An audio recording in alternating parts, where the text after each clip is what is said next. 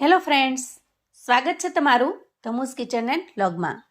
તો મોટે ભાગે શું થાય કે બાળકોને બટરી ચીજી વસ્તુ વધારે ભાવે છે, પણ કંઈ રોજ રોજ બજારના નાસ્તા લવાય કે દેવાય નહીં. એટલે આજની આ રેસિપી છે ને, જો એકવાર પણ બનાવી લીધી તો તમારે બજારના મોંઘા નાસ્તા લાવવાની ઝંઝટ છૂટી જશે. કેમ કે મેં પણ એક વખત બનાવીને બધાને એટલી ભાવી કે આજે તો મારા ઘરમાં એ ફેવરિટ બની ગઈ છે. અને એટલે ભાવે પણ એટલી બધી કે જેટલી બનાવું એટલી ઓછી પડે છે. સૌથી પહેલાં આપણે અહીંયા મગની ફોતરાવાળી દાળ લઈશું. ખાસ કરીને ખીચડી બનાવવા માટે આપણે દાળનો ઉપયોગ કરતા હોઈએ છીએ. આ દાળને આપણે ધોઈ એકદમ સરસ ચોખ્ખી કરીને લીધેલી છે. દાળનો ઉપયોગ કરવા માટે સૌથી પહેલાં તો દાળને આપણે સરસ રીતે ધોઈ લેવાની છે. આ રીતે એકદમ સરસ 2 થી 3 વખત પાણી લેવાનું અને ઘસીને ધોઈ લેવાની. ત્યાર પછી દાળ ડૂબી જાય એટલું આપણે અહીંયા પાણી રાખી એને 1-8 કલાક સુધી પલળવા દઈશું. જો દાળને તમે નોર્મલ પાણીમાં પલાળશો તો એને પલળતા અંદાજે 1-8 કલાકનો સમય લાગે છે. પણ જો ખૂબ ઝડપથી ઇન્સ્ટન્ટથી રેસિપી બનાવવી હોય તો આના અંદર તમારે ગરમ પાણી ઉમેરી દેવાનું. એનાથી દાળ 10 થી 15 મિનિટમાં જ એકદમ સરસ રીતે પલળીને તૈયાર થઈ જશે. હવે અંદાજે 1 થી 1.5 કલાક પછી આપણે દાળને ચેક કરીશું. તો જુઓ, અહીંયા જે દાળ છે એ એકદમ સરસ રીતે ફૂલી ગઈ છે અને કદમાં ડબલ થઈ ગઈ છે. હવે આપણે અહીંયા દાણાને સહેજ અમથો દબાવીને ચેક કરી લઈશું. જુઓ, એકદમ આસાનીથી આ દાણો તૂટી જાય છે, તો એનો મતલબ છે કે આપણી દાળ એકદમ સરસ રીતે પલળીને તૈયાર થઈ ગઈ છે. હવે આપણે દાળની અંદરનું આ જે એક્સ્ટ્રા પાણી છે એને કાઢી લઈશું અને ત્યાર પછી થોડું પાણી નાખી ફરી એક વખત ધોઈ લઈશું. હવે તમે જોશો કે દાળ પલળ્યા પછી એની ઉપરની જે ફોતરી છે એ એકદમ અલગ પડવા લાગી છે. એટલે હવે દાળની અંદરનું જે પાણી છે ને એ પાણીને બહાર કાઢવા માટે આ રીતે કોઈ સ્ટેનર અથવા તો ગરણી લઈ દાળનું જે એક્સ્ટ્રા પાણી છે એને કાઢી લઈશું, જેથી એના ઉપરની જે ફોતરી છે એ દાળની અંદર જ રહેશે, પાણીની સાથે બહાર નહીં નીકળી જાય. દાળની ફોતરીની અંદર ભરપૂર માત્રામાં ફાઈબર હોય છે અને તે ખૂબ જ પોષક તત્વોથી ભરપૂર પણ હોય છે. પણ એ હેલ્થ માટે, પાચન માટે પણ ખૂબ જ સારી ગણાય છે. તો આ રીતે આપણે બધું જ પાણી નિતારી લેવાનું અને દાળને એકદમ સરસ કોરી કરી લેવાની. હવે આગળની તૈયારી કરવા માટે અહીંયા મેં એક મિક્સર જાર લીધો છે અને પલાળીને તૈયાર કરેલી દાળને આપણે એમાં ટ્રાન્સફર કરી દેવાની છે. હવે આપણે દાળની અંદર મીડિયમ સાઇઝનું લીલું મરચું ઉમેરીશું અને નાનો એક આદુનો ટુકડો ઉમેરીશું.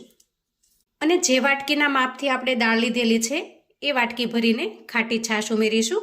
છાશ અહીંયા બહુ વધારે પડતી ખાટી નહીં, પણ સામાન્ય ખાટી લેવાની છે. અને જો મોળી છાશ હોય તો તમારે થોડી ઘાટી છાશ લેવાની.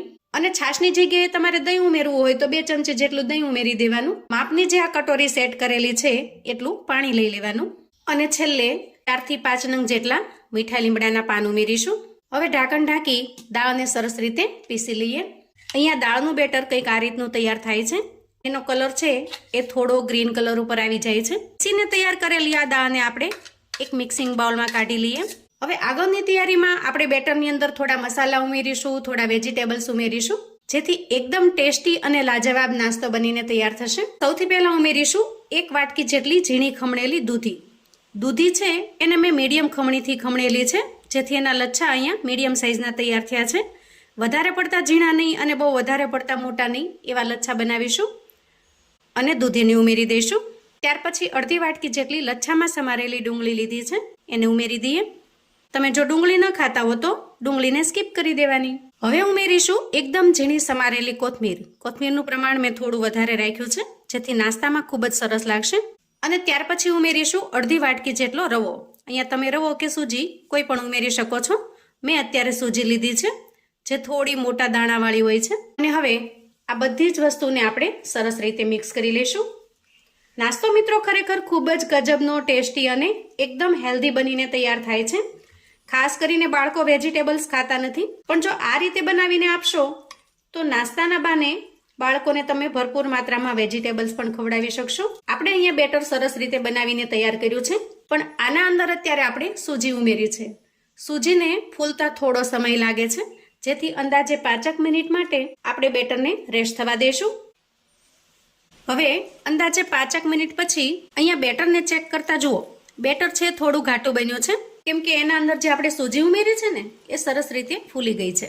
અને બેટરની કન્સિસ્ટન્સી પણ આપણે કંઈક આ રીતની જ રાખવાની છે, જે બહુ વધારે પડતું ઘાટું પણ ન હોય અને સાવ ઢીલું નરમ પણ ન હોય. અને આ રીતનું પરફેક્ટ બેટર બનાવવા માટે તમારે ખાસ તો મેજરમેન્ટનો ખ્યાલ રાખવાનો છે, જેથી કરીને જ્યારે પણ બનાવો આ રીતે કોઈ પણ કપ વાટકીને માપ તરીકે સેટ કરી લેવાની, જેથી એકદમ પરફેક્ટ રેસિપી તૈયાર થાય, બિલકુલ બગડે નહીં. હવે આપણે આ બેટરની અંદર થોડા રૂટીન મસાલા કરીશું.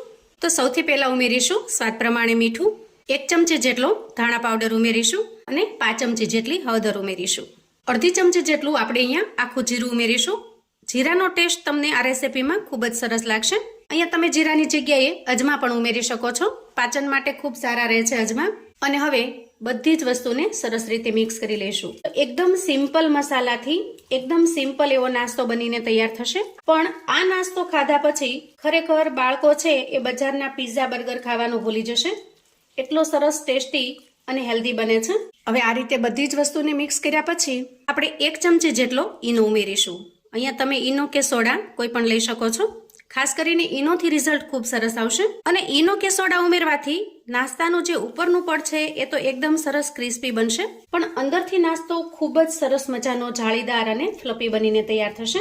અહીંયા આપણે થોડું પાણી નાખી ઈનોને એક્ટિવેટ કરી લીધો છે અને સરસ રીતે મિક્સ કરી લીધો છે. તીખાશ માટે મેં અહીંયા લીલા મરચાનો ઉપયોગ કરેલો છે, પણ તમારે જો વધારે સ્પાઇસી બનાવવું હોય તો તમે લીલા કે લાલ મરચાનો ઉપયોગ કરી શકો છો. તો આટલી તૈયારી કર્યા પછી હવે આપણે ગેસ તરફ જઈશું. તો એના માટે ગેસ ઓન કરીશું અને ગેસ ઉપર એક પેન મૂકીશું અને પેનની અંદર 1 ચમચી જેટલું બટર લઈશું. અહીંયા તમે બટર, ઘી, તેલ કોઈ પણ વસ્તુ લઈ શકો છો. ખાસ કરીને બટરની અંદર આનો ટેસ્ટ ખૂબ જ મસ્ત આવે છે, જેથી મેં અહીંયા બટરનો ઉપયોગ કરેલો છે. હવે અહીંયા બટર થોડું મેલ્ટ થાય એટલે આપણે અંદાજે 1 ચમચી જેટલી રાઈ ઉમેરી દઈએ. થોડા સફેદ તલ ઉમેરીશું અને મીઠા લીમડાના પાન ઉમેરીશું. અને ત્યાર પછી આપણે જે બેટર તૈયાર કર્યું છે એ બેટરમાંથી 2 ચમચા જેટલું બેટર પેનમાં ઉમેરીશું અને સરસ રીતે ફેલાવી લઈશું. અહીંયા બેટરની થિકનેસ છે એ થોડી આપણે જાડી રાખવાની, બહુ વધારે પડતી પતલી નહીં રાખવાની. ત્યાર પછી ગેસની ફ્લેમને આપણે એકદમ ધીમી રાખીશું અને ઢાંકણ ઢાંકી અંદાજે 2 મિનિટ સુધી સરસ રીતે કૂક થવા દઈશું. હવે અંદાજે 2 મિનિટ પછી ઢાંકણ ખોલીશું. તો જુઓ અહીંયા નાસ્તાની જે કિનારી છે એ એકદમ સૂકી થઈ ગઈ છે. તો આ સમયે ચમચીની મદદથી આપણે થોડું થોડું તેલ ઉમેરી દઈએ અને ઉપરની સપાટી કોરી થવા લાગે ત્યારે આપણે અંદાજે 1 ચમચી જેટલું બટર લઈશું અને સરસ રીતે સ્પ્રેડ કરી દઈશું, જેથી નીચે પણ એકદમ સરસ ક્રિસ્પી બનીને તૈયાર થશે. હવે આ રીતે નાસ્તો નીચેની સાઈડ એકદમ સરસ ક્રિસ્પી થઈ જાય એટલે આપણે એની સાઈડ ચેન્જ કરી લઈએ.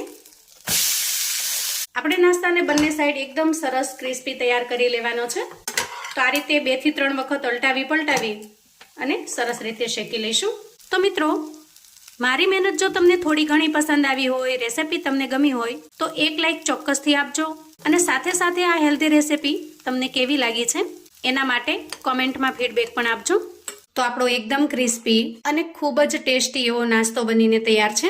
ખરેખર ખૂબ જ ટેસ્ટી અને લાજવાબ બને છે. અહીંયા હું તમને એક તોડીને બતાવું. જુઓ, અહીંયા તમે નાસ્તાના પીસ કોઈ પણ રીતે કટ કરી શકો છો, પણ હું અત્યારે પીઝા શેપમાં કટ કરી રહી છું. હવે આ ટેસ્ટી નાસ્તો હું તમને તોડીને પણ બતાવું છું. જુઓ,